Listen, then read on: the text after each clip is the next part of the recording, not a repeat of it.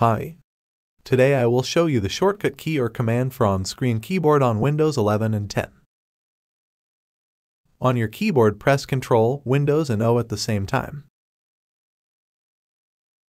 On-screen keyboard is there. Now you can work with it without your actual keyboard.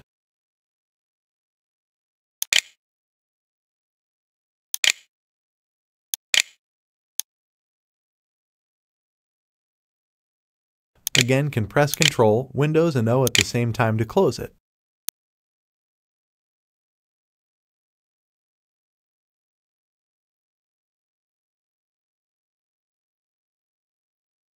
Hope you found it useful.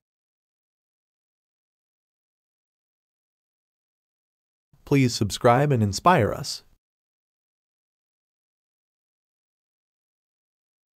Goodbye.